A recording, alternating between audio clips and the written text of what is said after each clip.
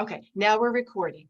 So I did a little research on finding a really solid video that I liked on teaching the plaster repair. And this sweet guy with a great British accent, but did a really great job of explaining how to patch with plaster and lath. So I will share that to the Facebook group, and I'll attach it also in the follow-up email. So you'll have that, and it's a really nice walkthrough. But we'll talk a little bit more about plaster. After the camera quit out on us the other night, Matthew filmed me doing 4 or 5 different drywall screw repairs. So those will be coming out in your video. I will send the full recording, and I will also send just a little bit at the end so that people don't have to go through it, just so you can see, you know, the extra stuff that I shot afterwards. So what I want to do is jump into a short slide. The photos that you guys sent me, I put onto a very short slideshow so that we can talk about your issues and I can point them out, and then you know, we can talk. So if you want to stay unmuted, I don't care, as long as you're quiet. Speak up, ask questions as we go. But let me do a screen share. And Nan, we're starting with you in my little PowerPoint. So let me pop this up here. Okay.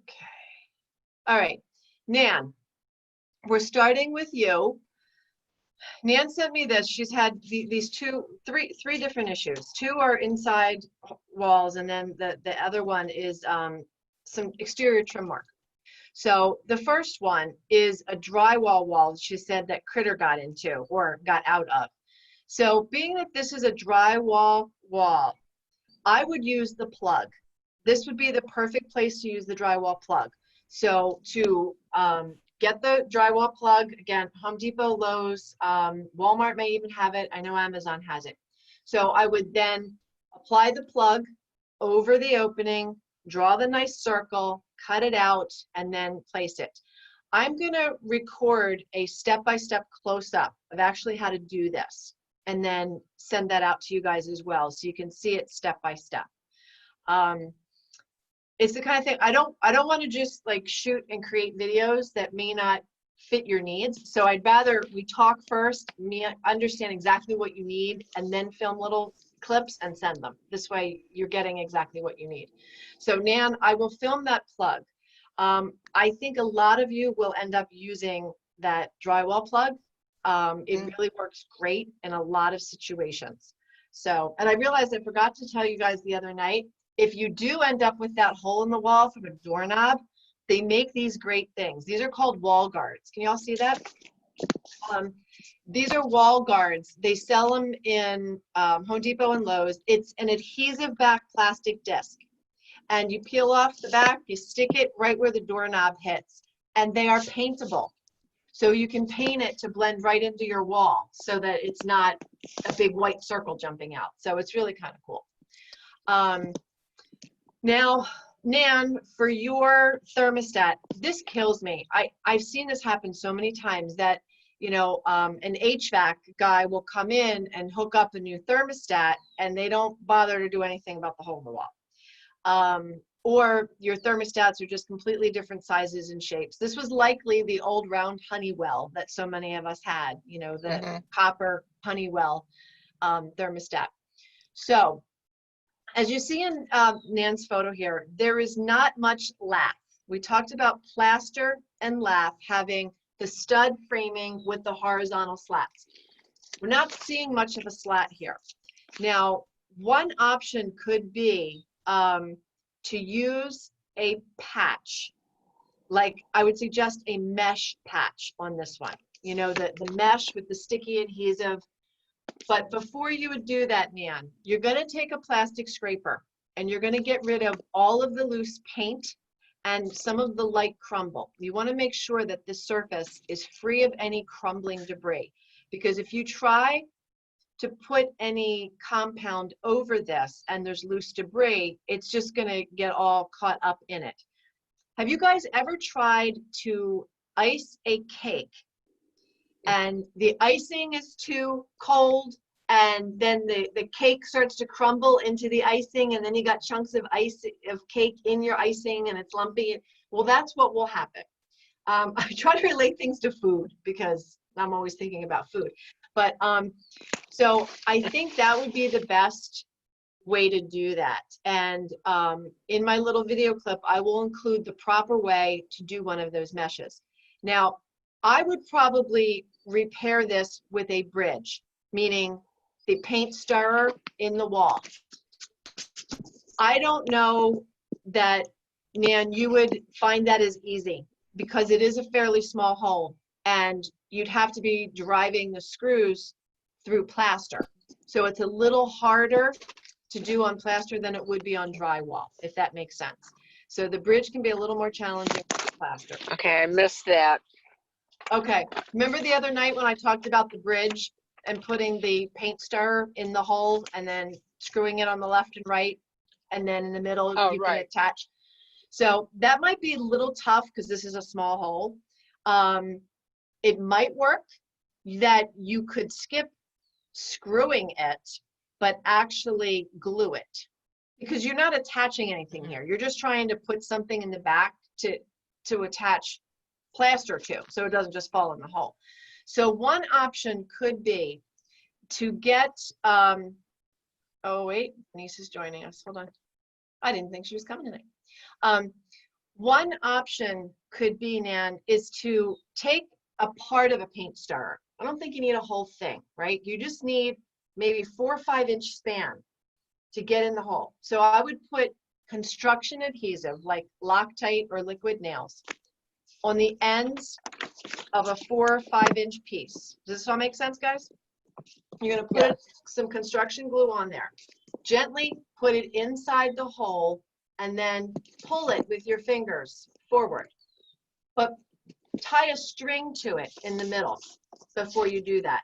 So you can pull on the string and then maybe tape the string to the wall so that it's pulling that bridge against the backside of the wall and allowing it to dry. You're not looking for it to be beautiful or even straight or anything like that. You're just trying to put something back there so that you have something to attach your plaster. So when I send you the video, of the guy doing the plaster work, you'll understand what I'm trying to get you to accomplish, because he's got solid lath at the back. So his spackle, I'm sorry, his plaster compound isn't going to just fall into the hole, okay? So watch the video that I'll send after we have this session so it all comes together. But you could do the bridge, or you could opt to just do the mesh. What Okay? about the material? In the class the other night, you mentioned not joint compound or spackle, but there's a plaster version that you would use for repair. What was that again? Durabond 90. Okay. Okay. Now this is sandable. It's what? It's workable. Yes. Yeah. It's sandable and workable, just yes. like the others. The Durabond, I'm pretty sure, is a powder. I want to find you another one that's pre-made in a jar. So I will share that with you and with Michelle, because you've got the plaster issues, so that you don't have to mix it up, because that can be a pain trying to mix it up, because then you're like, you know, did I put too much water, not enough? Did I make up too much stuff?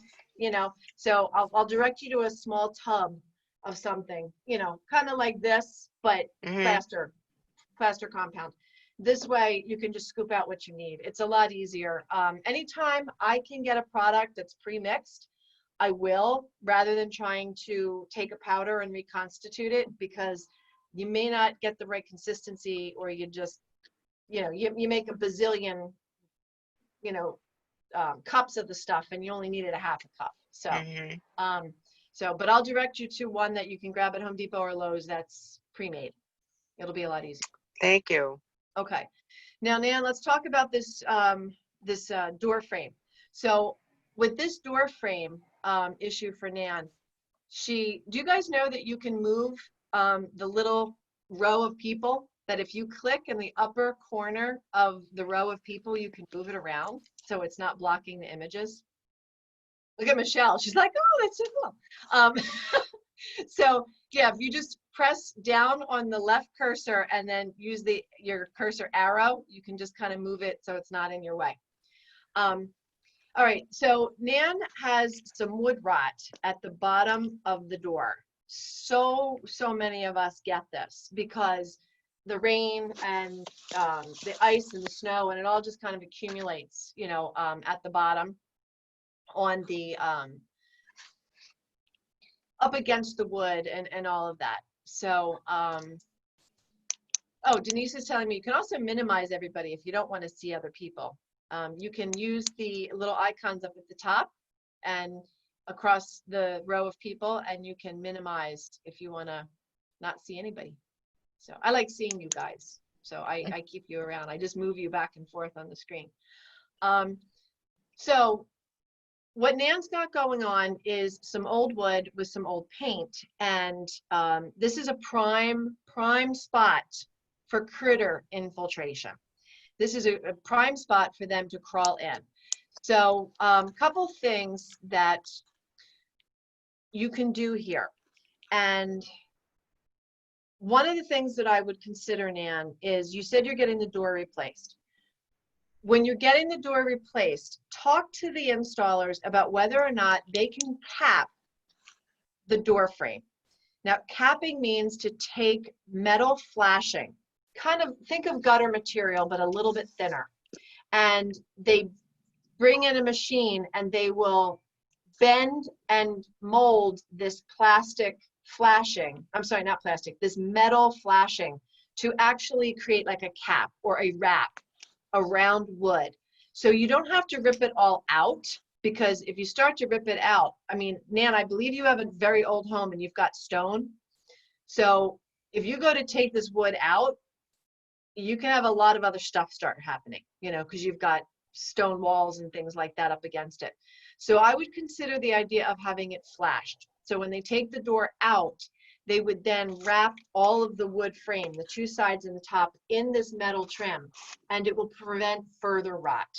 Okay, so it's just a great way. When we had our garage door added or replaced a couple years ago, we had them flash it. And I have a photo, I forgot to put in the slides, but I have a photo I'm just going to show you right now.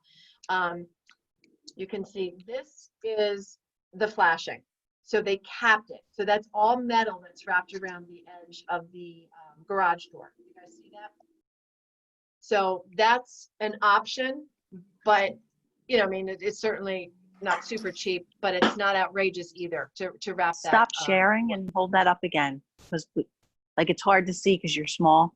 Oh, so okay. if you stop sharing and hold that There up we again, go. thanks. This is why Denise is around. And to hold up You guys gizmo. see that? Oh yeah, yeah.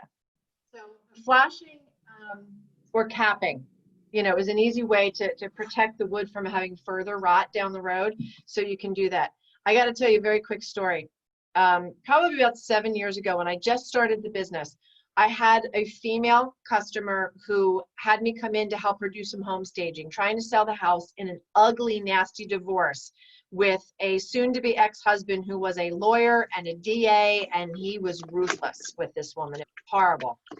So she didn't have a lot of money. She had to sell the house, and the windowsills were rotting, all right? So she brought in a company to cap the sills.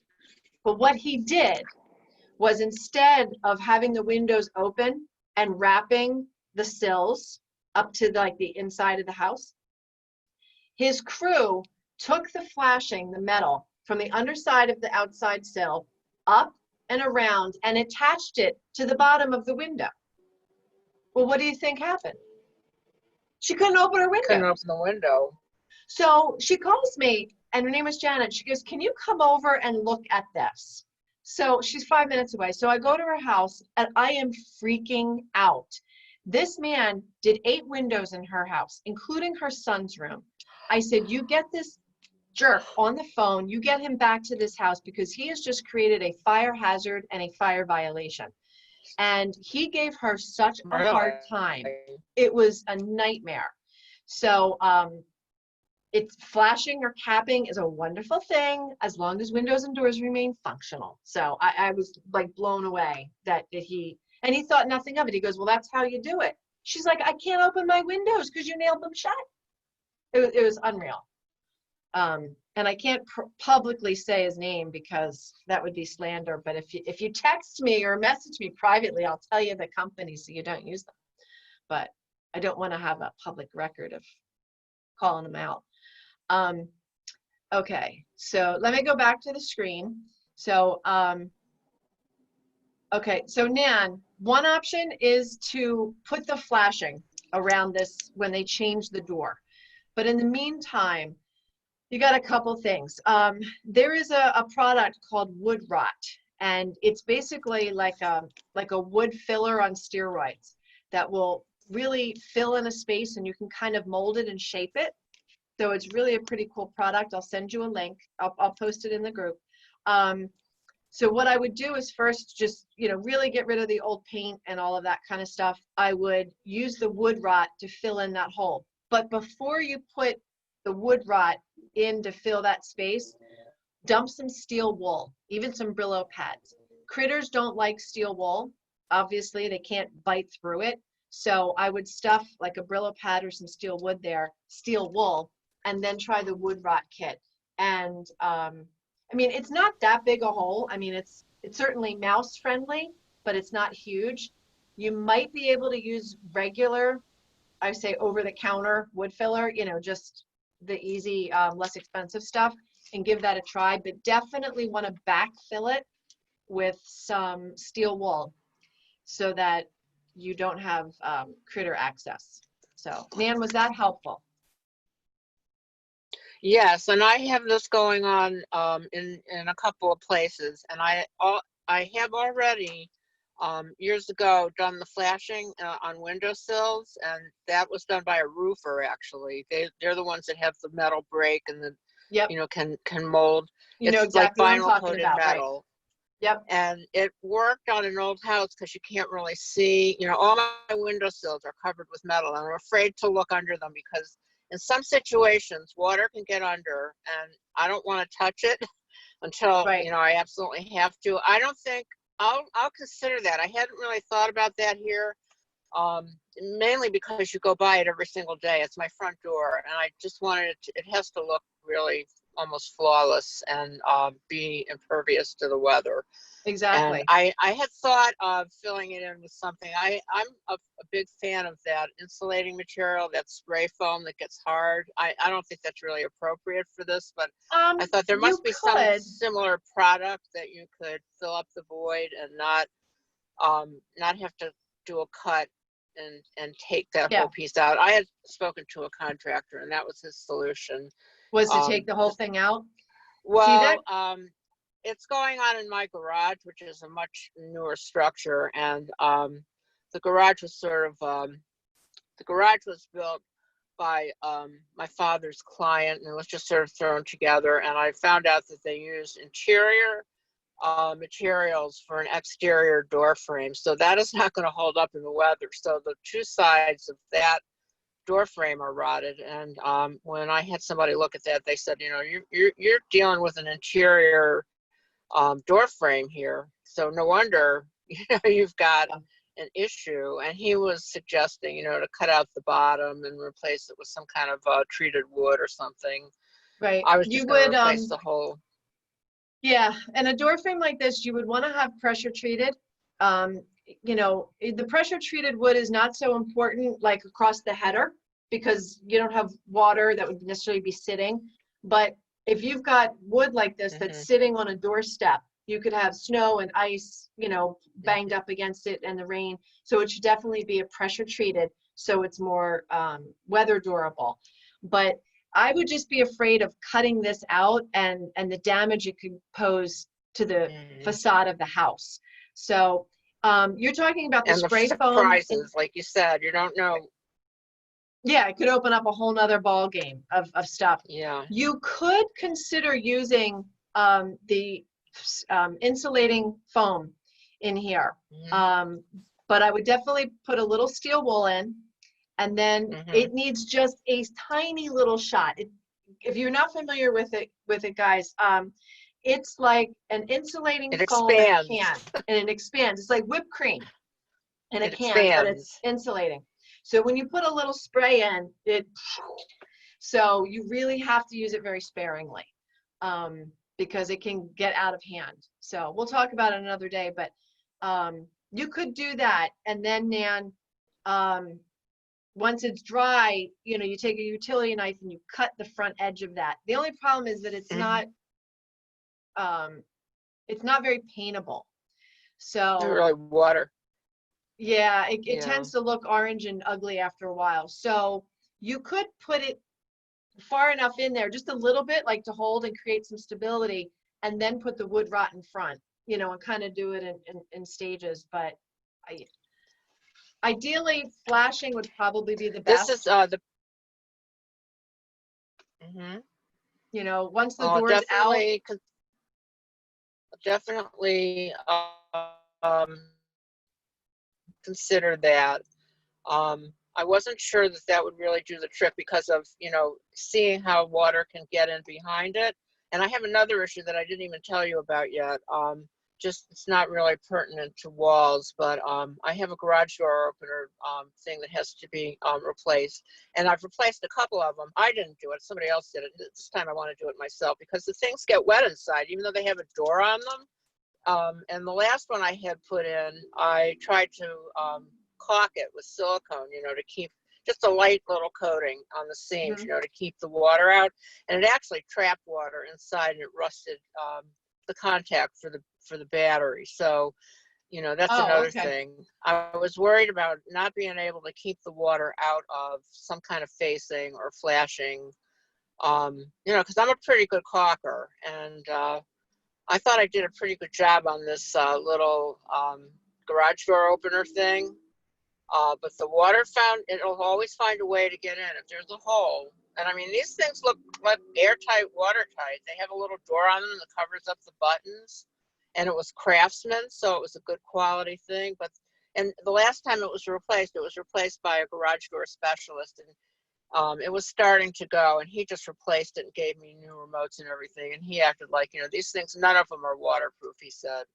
So Oh, that's what yeah. motivated me to try to silicone it. So I was worried that I couldn't just cover this with some kind of flashing and then, silicone around where water might get in, and then you're trapping water behind it. Possibly, you don't really know.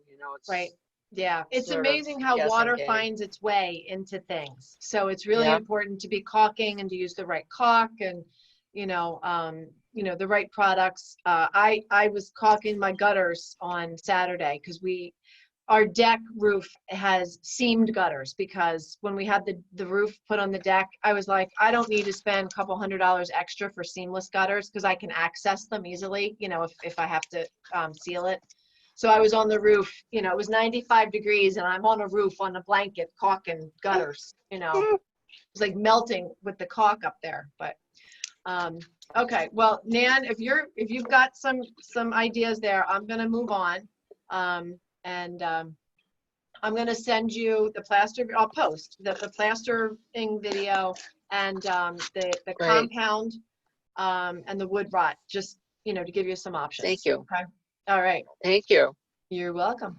Let's see. Connie had to jump off. Her husband is in nursing home. He had a fall and she's been juggling taking care of him. Let's see. All right, hold on. Okay, Kathy. Kathy's not here, but she said she would watch the recording. So I'm going to talk about this. So Kathy shared this in the Facebook group. This is that towel bar. She has the two, or the toilet paper. I'm not sure which. But the infamous TP and towel bars that fall off because they were never mounted properly in the first place. On Tuesday next week, we're going to learn the right way to mount them so that they don't give you a hole down the road. But so with these holes that she's got left. She had tried to repair them years ago with the mesh and didn't really know the good technique. So she asked me what to do. I want her to take the utility knife and cut out that old mesh. Cut out the hole, open it up so that she can have a clean, fresh start. It's a much better option. In this case, she's relocated, I believe, she's relocated the towel bar, the toilet paper holder. So I would probably choose the drywall plug. I think that would give her the cleanest, easiest finish. If she wanted to remount this, that would be a time to put in the paint stirrer bridge so that she could reuse the hole and then have some stability when she put a piece of drywall over it. So like I said before, I'm going to shoot some close-up videos on showing you how to do some of these techniques, just so you can see it step by step. But I think the drywall plug would be the answer. Now, the drywall plug can be 4 inches, 6, and I believe as big as 8.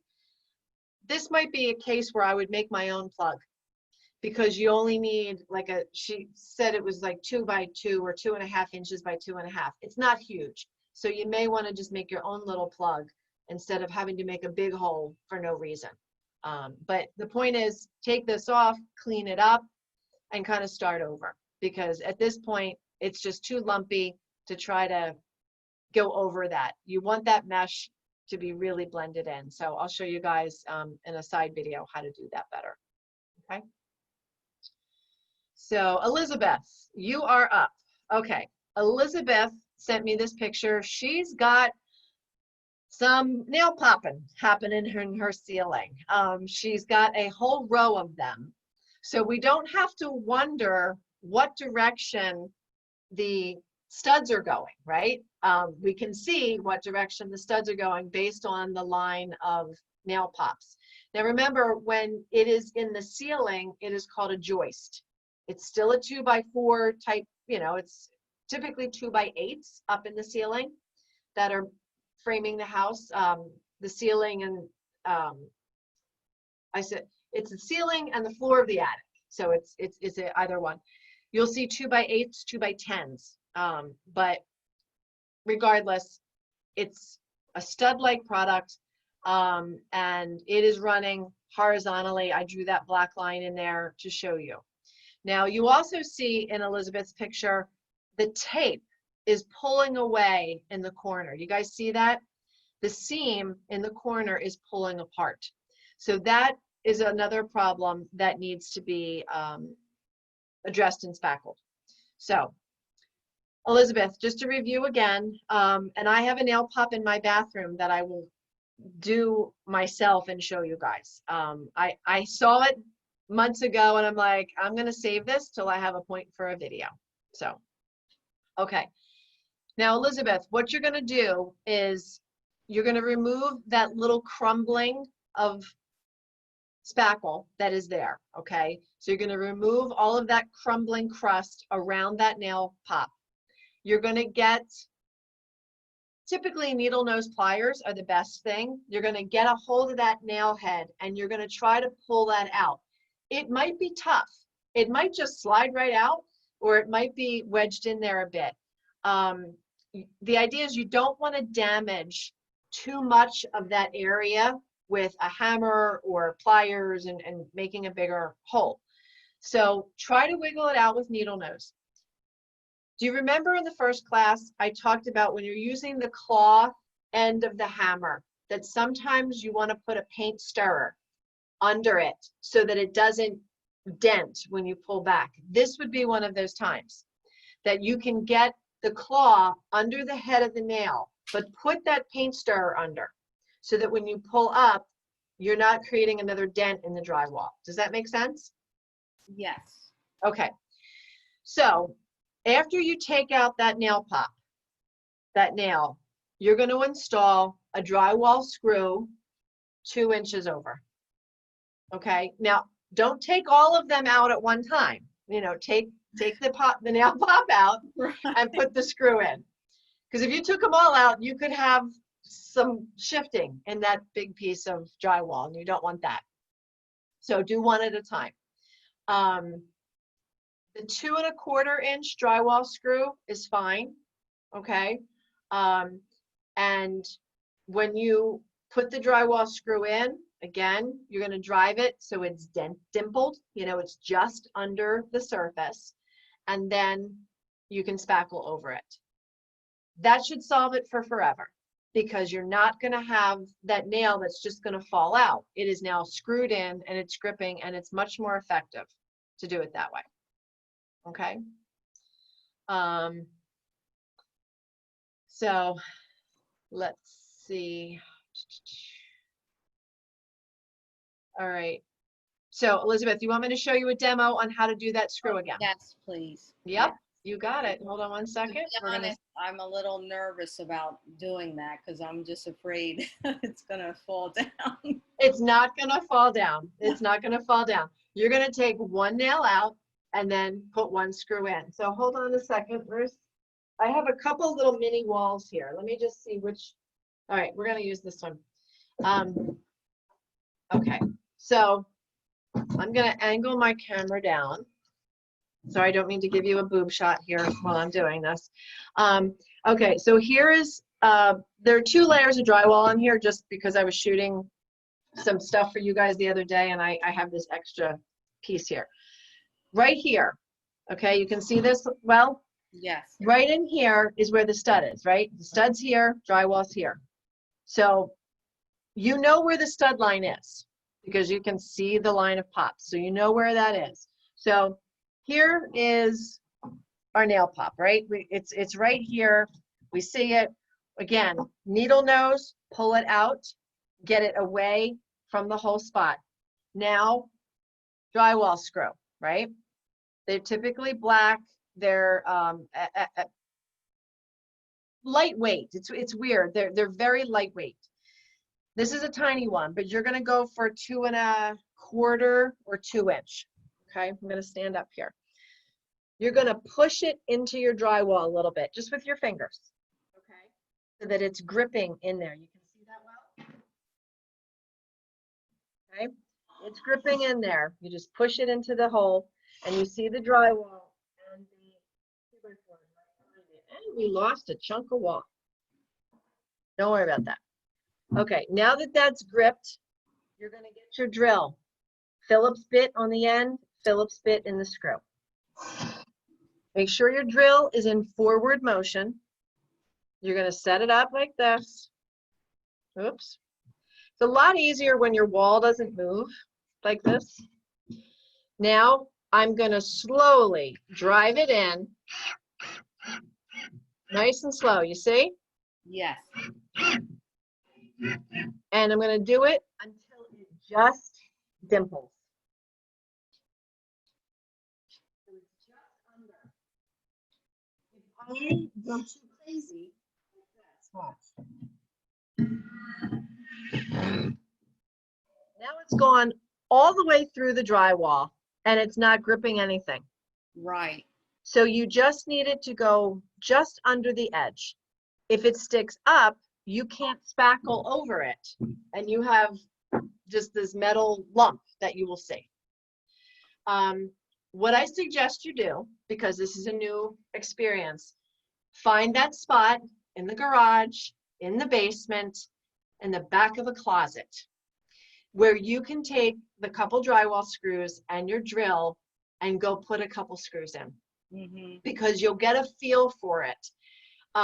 It's also easier when you're doing a wall because you are standing behind it. Yeah. And I tell women all the time, men have the upper hand with upper body strength. They just are stronger in their forearms, their hands, all of that than we are.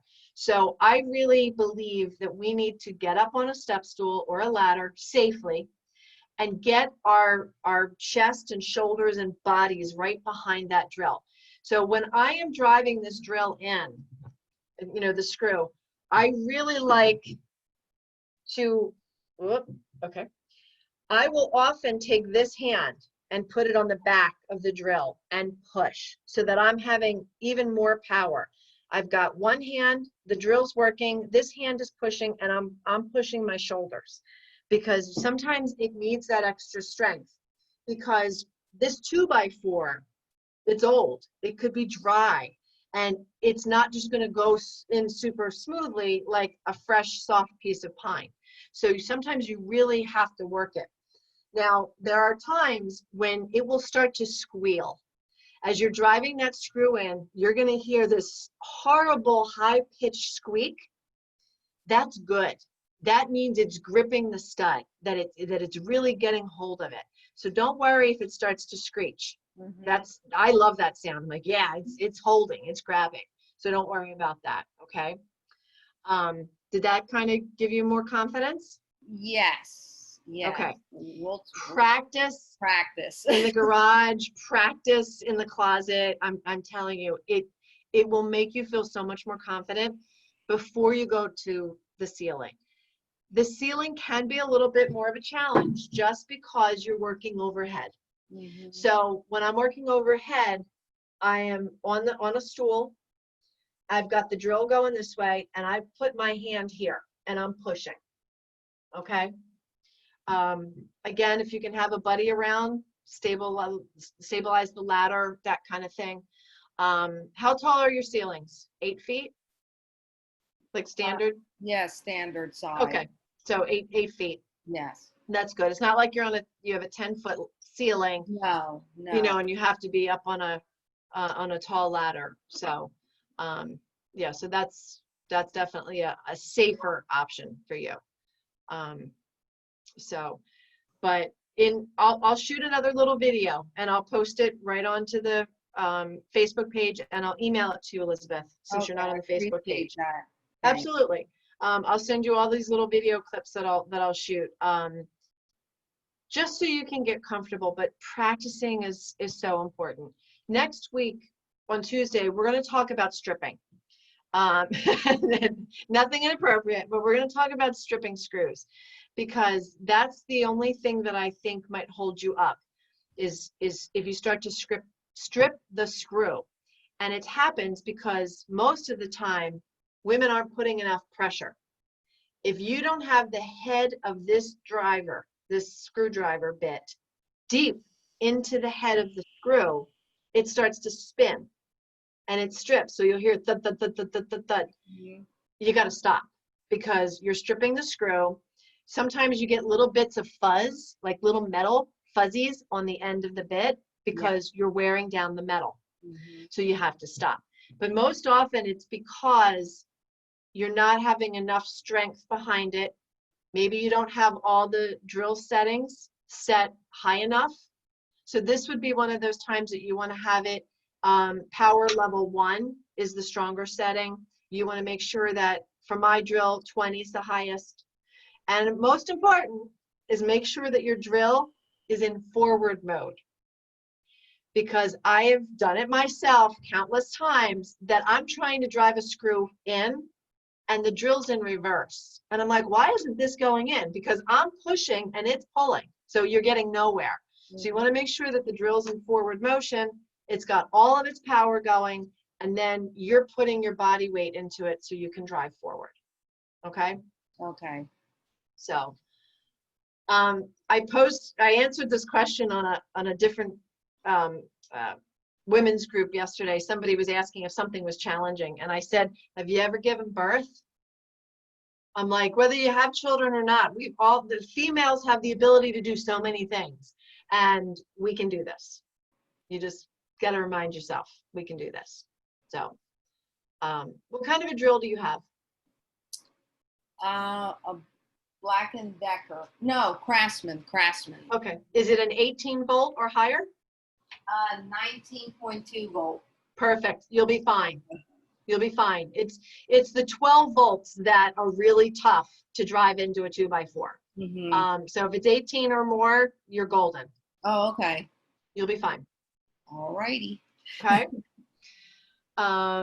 Let's see. Okay, I'm gonna jump back to the screen share and get on to Let me see. I don't remember who's up. Let me see whose picture is up. Come on. Here we go. Who's this? Jenna. All right. We've got Jenna. Oh, there we go. Okay. So Jenna, you've got a little cat clawing issue in the corner. Yes, I have. That's funny. Apparently her cat likes to claw at the wall after it does its business. I have a dog who likes to kick up the grass behind her when she is done. I'm like, what's the wiping of the feet? So do you remember me mentioning skim coating Yes. with drywall? That's what you're going to do here. It's not deep. It's not wide or anything like that. You're going to want to get, I would use a plastic scraper because a metal can be a little rough. And you're going to want to peel back any of the loose paper and crumble that happens to be there, plus any of the loose paint that might peel up. So gently scrape the area. Then you're going to get some sandpaper, nothing too coarse, you know, like a medium to soft grit. Sand the area. And then you're just going to put a couple thin coats. Again, it might take 2 or 3 times till you really fill it in and feel like it's flawless again, but you're just going to skim coat that area a couple times, let it dry, sand it, let it dry. Okay, that's really very, very doable. I mean, I can see the drywall paper and, you know, some of it's flaking off. Our first dog, Maisie, was a sweetheart, but she had major separation anxiety. And one time I went to work and we had her in the laundry room with the baby gate. And I came home and she had chewed a hole this big around the pipe underneath the laundry tub. She ate the drywall just out of insanity while she was there. I mean, it was nuts. So Nella, come here. You can all say hi to Nella. This is a Hello. Nella's a sweetheart. She hasn't destroyed anything yet. Well, she's lucky. She's still around. Okay. So Jenna's second question was about a hammer that she took a notch out of this wall, which you believe to be cement. So it is likely that it is cinder block under it that has basically a plaster coating in the front. We had that at my mom's house. Her family room was cinder block because it was added on, and they used cinder block. Well, it wasn't that it was added on, it was the garage that got converted, and it was cinder block construction for the garage. So here, I really think all you need is that joint compound spackle. It's not deep, it's not thick. You know, I think you can just put the regular stuff on. You'd be surprised that joint compound really does a whole lot of stuff. I think you'll be fine. So just sand the area. Again, the most important thing when you're doing these kind of repairs is to get rid of any of the loose debris. You don't want to have anything loose or crumbly in the way because you're never going to get a smooth finish because of the debris. Like I said, it's like getting the cake crumbs in the icing when you're trying to ice the cake. So, but is that good? Yeah, thank you. Okay. And if I did want to nail something into the concrete, into the cement wall, Okay, what would I perfect do? question. We'll talk more about it on Tuesday, but Okay. here's just a little summary. You have cinder block. Yeah. You're gonna need a masonry drill bit. I talked about that first class. You're gonna need a masonry bit because it's stone that you're trying to get through. You might find that the first layer, which is plaster, is gonna be easier until you hit the cinder block. It can be rather tough. Sometimes cinder can be so tough that you need what's called a hammer drill. And it is a drill on steroids that has a jackhammer capacity. So it's super loud and it has a vibrating motion to it. I don't own one. I think in all my years I needed one once, and I needed it at the swim club where I was president to hang something on cinder block. And one of the other members had one and we used his. So it's not that common, but a good masonry bit is usually enough for you to get through. Okay. But here's the deal. Once you make the hole, you've got some stone or cement. You can't just put a nail in, right? You can't just put metal into stone. That's when you're going to use a plastic anchor. Mhm. So you put the plastic anchor into the cement, and then you put the screw into the plastic anchor. Okay. So Okay. we're going to go into all sorts of anchors next week. But that's just to get you thinking of how you would do it and all that. All right. Awesome. So that masonry bit is golden. I have 2 different sizes, and like I said, they're in a baggie, marked, and they're set aside as special bits because they're really useful. Okay. All right. Let's see. Carol's not here. Carol had the man problem, and I say that as a joke because she said that, you know, she asked her husband to show her something and he just wanted to do it. Her husband is a sweet guy. I've met him once. He's a sweetheart. But this happens that you want to do something and the man in your life is like, I've got it. I'll just take care of it. Well, when is it going to be? When you want it done, or is it going to be 6 months from now? Like, that's one issue. 2 is he going to make a total mess in the process? Is he going to do it the way you want it or the way you envision it? My husband says that we women speak feminese, that we understand when each other says the thingy or the whatchamacallit, or we understand the sentence before we finish it, but that they don't understand us. And I believe that, living with 4 men. But so if you've got that partner that can't get into the mindset of teaching you or letting you share their tools or working with you and beside them, schmooze them a little bit. Tell them how much you appreciate the offer, but you really want to learn. You know, you don't want to have to be a burden to turn to them because they have so much. Lay it on. I'm telling you, slap it on thick. You know, it works. Not with my husband, who's like, fine, go do it. You know, he's just happy he doesn't have to. And again, ask them to show you because you want to learn the right way to do it.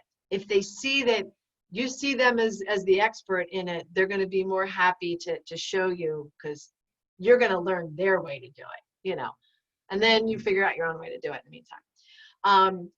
But I'll never forget the time my mother-in-law and I decided to put up a backsplash in their powder room. Small bathroom, and the side wall was always getting wet. So we did a little backsplash behind the sink and on the side. And my father-in-law comes home and he's like, whoa, what you doing? You know, and he wanted to get in and how are you measuring? And we kicked him out. We're like, just go do something because we've got this. And it's funny because now he calls me for everything because he calls me for everything. So it's kind of funny. Okay. I have a little snapshot here of the cartridge. This is the thing that Carol would need. She said that she had a leak, right? She had a leak in, I'm going to move you cute little pictures over here. Carol had a leak in the spout, okay? And, you know, that was in her sink. The typical reason for a leak in this spout is the cartridge. So the photo at the top is a cartridge. It is sometimes plastic if you have a lesser quality fixture, but this one is steel and brass from Kohler. The cartridge is the little thing that sits in the handle in the base of the faucet. Do you see that? So you see the little black stem that's sticking up on the right? That's a little rubber washer that would be sitting on top of the threaded gold piece. Does that make sense? The handle then sits on top of that. I have a video that I posted in the MST Facebook page earlier, and Elizabeth, I'll make sure you get all these. The cartridge is an easy thing to replace. The cartridge might cost $15 to $20. You don't want to replace the whole faucet for a $15 or $20 part. So I have a step-by-step video on how to change that cartridge. Most of the time, and we'll talk more in our plumbing class, but most of the time, if you have a cartridge that goes bad, if you have a good quality faucet, a brand name, a Delta, Moen, Kohler, You can call them, tell them the model of the faucet that you have, and they will often send you the cartridge. So they'll just send it to you. Kohler sent me this one and another one for my husband's faucet. We bought these faucets, I want to say 22 years ago, right after we moved into the house. They still work, they're still beautiful, and I call them for a part and they send it, no questions asked. It says on the box, lifetime guarantee, they mean it. So you want to save all that information, but I have a step-by-step video on how to change that part. And again, why replace the whole faucet if it's just this little metal insert? So this is what controls all the flow of the water through the faucet. And what happens is the little metal threads sometimes get worn so that they don't grip like a puzzle piece anymore. So that it just spins in there and it won't fully shut off. So that's why you get that drip, drip, drip. Okay. All right, let's see. Carol, yeah, Carol was the last one. So let me stop that screen share. So do you guys have any other questions? Anything that's come up while you're listening? Michelle, do you have any other questions about? Of course I do. I've got a million of them, literally. No, sure. No, I just found that I had there's a domino effect of everything, but I had water from the line in the back of my refrigerator. Apparently was leaking for years and I didn't know it. And so That's what the basement damage came from? Some of it was from that. So thankfully it hasn't ruined the joist, but because I had really bad water problems. So anyway, I need to replace the floor eventually. But in the meantime, the base of my pantry cabinet has bowed a little bit. And it's one of those cabinets that has the little, I'm going to use all the wrong terminology, but it has holes for you to rest the shelving on, little pins that you stick in these holes. Yep. And so now that it's bowed, the pin doesn't fit anymore. So all the cabinet shelves are not going to stick. And so I either Post have a to picture. squeeze the pantry together or find a longer pin or a flatter pin or something that reaches a little further out to make up for the difference. Do me a favor, send me a picture, and I want you to measure, hold the shelf level, okay, as if it was level, and measure how much of a gap there is. Okay. Because it may be that you want to add a very thin piece of plywood to the inside wall of the cabinet, and then re-drill some holes. So that if it's expanded that much, you may want to just, and when I say thin, I mean 1/4 inch. Yeah. You know, that will just build that up, and then you drill new holes. It depends on how much of a gap as to what would be the right. And it's not enough. It's not enough because if I put it at the right place, it will sit, which is where it is now. Weight on it. But it's like one sneeze away from going, so it's not that big a gap. But I'll see if I can measure it, but it'll be very good. Second option is forget those pins altogether and get a 1x2 piece of pine, you know, thin pine strips, and put pine strip on the side of that cabinet wall and just rest your shelves. Just skip the pins altogether. That's the answer. You know, and you can just nail those in, you know, with small nails or even L brackets. I was thinking of the L brackets. Yeah, you could do the L bracket. Because then my measuring would already be done for me. I could just use the hole as my guide, and then I would know that the shelf would sit on it. Exactly. Yeah, you're just gonna line. Yeah, the shelf would sit exactly on it. So that might just be the easiest thing. I've never seen any longer shelf pegs. They're typically all one length. Do you have plastic ones or metal ones? They're metal.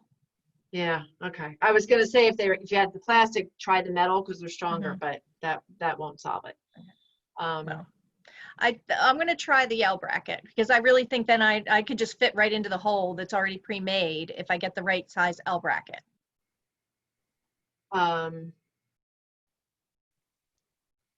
You could. Oh, I guess the worst thing that would happen is I just go right into the wood. Doesn't really matter because it's on Oh, an it's inch fine. Yeah, I grid. mean, it's fine that you're going to go into the wood. But when you go into most of the cabinet sides, it depends. Some of them are solid wood. Some of them are particle board, Mhm. not particle board, but press board, Mhm. which is a little stronger. If you try to put little screws in there, it just doesn't grip. So you got to be mindful of that too. So measure the gap and Yeah, see let me how start much. with that first, and then I'll go back to you before I put anything in there. So Yeah, make sure and I have let's the right see answer. what would be an option. I mean, another option is cut longer shelves. Mhm. Oh, I didn't even think of that. You I could do know, you that. could just cut a longer shelf so that it is snug left to right. Mhm. And here's another idea. I don't know if it would work that well, is to shim it. That was what I was thinking is maybe, I mean, real thin, I mean, it would probably not take a lot. No, you could even just shim it so that it kind of sits in the middle. If you shimmed it on both sides, it'll bring it Mhm. all into the middle. Right. So that's another option to try. Okay. Thank you. Yeah, sometimes you just got to go like all rogue and think of all kinds of crazy Yeah. solutions. Mhm. So, but all right. Anybody else? You good? Till tomorrow when something else happens or you find something in the house and you're like, so last night my kid yells to me, Mom, there's bugs all at the front door. I opened the door and I knew I had ants on the weekend because I had sprayed and I found a spot that I need to caulk. So I opened the front door and there's all these flying bugs all at the front door. Well, I grabbed some Raid. I sprayed them. I don't like using toxins, but I sprayed them with the Raid. And then I went and got a paper towel, and you should have seen me on my hands and knees picking up these winged things because I wasn't sure what they were, putting them on a paper towel, getting a magnifying glass, and getting on Google to see termite versus flying ant, inspecting their little body types. And I'm like, flying ant, okay, we're good. But it was like a panic mode of, whoa, where all this little swarm of bugs come from? But they are flying ants. They have segmented bodies, little cinched waists. I'm like, okay, that's an ant versus a termite. But, you know, so yeah, there's always these moments that you're like, oh God, now what do I do? So I'm with you. Happens here. So, all right, we'll get this little recording. The other recording from the other night is done. And like I said, I'll share the extra little clip I did on, you know, how to, on here, you know, how to do the tape. This was a joint that I seamed. So all that is on the little video clip that we shot. So I'll get that out to you. All right, guys? All right. So Beth, Yes. these calls are to address questions so that we're Individual not stuff. individually calling you with all these issues. It's we're going to have these calls periodically, and this is where we can ask Yep. various questions. Every Doesn't have to other- be related. Right. It can be anything. Every other week. Every other week Okay. we'll do these, but in the meantime, post them in the Facebook group. Nan, did you see the directions I sent you on how to find the group? Yes, you said look for the tab, the group tab. I think I Yeah. just didn't know the name of the group, so I know how Yeah, to find it's groups. MST. MST, now I'm blanking out. Isn't that awful? It's MST DIY for homeowners. That's it. So, Right. So you can post just like you're posting on your Facebook wall. You just post exactly. whatever it is you want to post. Okay. Yep. And it'll just be in our group. It's a private group. Nobody else can see it but the 15 of us. So you just post Okay. Yeah, it.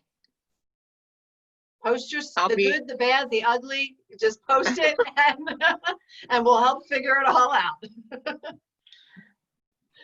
Thank you.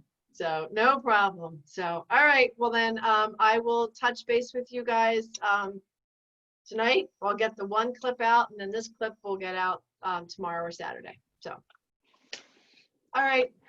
Good night. Happy DIYing. Thanks, Thank Beth. you. Thank you so Have a good much. night. You're Bye, welcome. ladies. Bye. Bye, ladies. Bye-bye.